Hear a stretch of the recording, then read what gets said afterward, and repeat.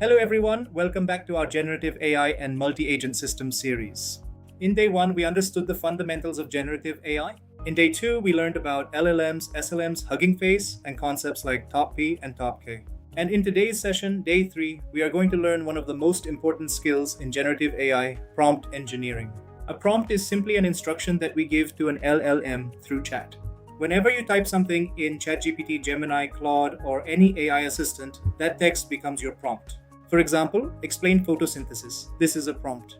Prompt engineering is not an exact science. It is more of an art. The quality of output depends heavily on how clearly and effectively we communicate with the model. We can even assign a role to the AI. For example, act as an environmentalist and explain the impact of globalization. Now the model will answer from the perspective of an environmentalist. This role-based prompting helps us obtain more focused and relevant responses. Also remember that LLMs are trained with safety guidelines. They are trained on what advice should be provided and what advice should not be provided. That is why some responses may be restricted or carefully worded. To get the best response from an AI model, we need to structure our prompt properly. Let's compare two prompts. Prompt number 1, explain photosynthesis. The response will probably be technical and generic. Prompt number 2, explain photosynthesis like I am 12 years old using emojis and a simple story. Now the model understands. Audience, 12-year-old student, tone, simple, style, storytelling, presentation, emojis. As a result, the response becomes easier to understand. For example, imagine plants are tiny chefs. They use sunlight, water, and carbon dioxide to cook their own food.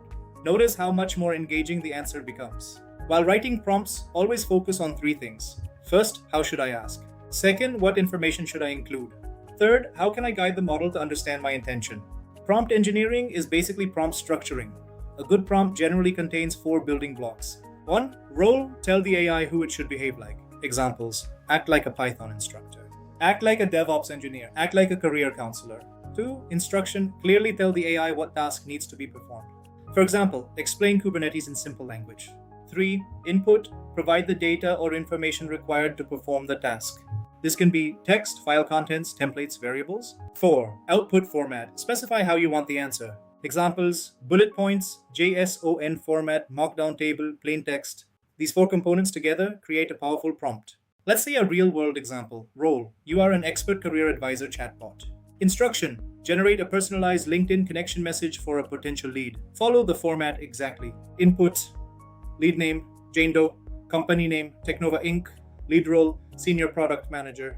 Shared interest, AI-driven product design. Sender name, Rahul Sharma. Output format, return only the message in plain text. Do not add any additional commentary. There are some symbols frequently used while writing prompts. Square brackets are generally used to represent variables. Quotation marks are used for strings. Double asterisks are used to make words bold. Capital letters are often used to emphasize important instructions. Curly braces are used when we want structured outputs like JSON, for example, KPI name and value pairs. These conventions make prompts easier to read and maintain. An important concept in prompt engineering is called lost in the middle. LLMs generally pay more attention to the beginning and the end of a prompt. The information placed in the middle may sometimes receive less importance. Remember the processing flow, words become tokens, tokens become numerical IDs. Then the model performs mathematical operations on those tokens. Because of this behavior, it is recommended to put the most important instruction at the beginning. Repeat the key requirement again at the end. For example, beginning. Only answer using verified information. Then provide your details. And at the end again, write, remember, use only verified information. This increases the chances that the model follows the instruction correctly.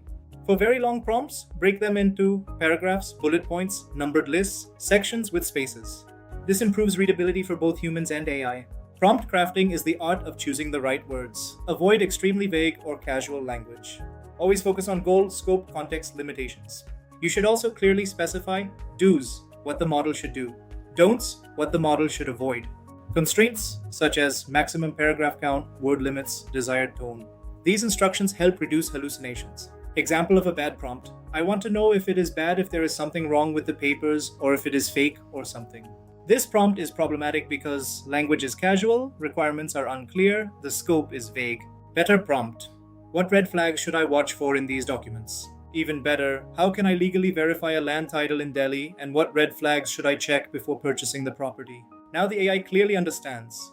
domain, real estate, location, Delhi, goal, document verification, expected guidance, risk analysis. The output becomes much more useful. Prompt engineering is one of the most valuable skills in the AI era. A good prompt can dramatically improve the quality of responses. Remember these key principles. Define a role, give clear instructions, provide proper input. Specify output format, avoid vague language, use constraints, structure long prompts properly. The better your prompt, the better your results. In the next video, we will explore different prompting techniques such as zero shot, one shot, few shot, chain of thought. Thank you for watching. If you found this video helpful, please like, subscribe, and share. See you in day 4.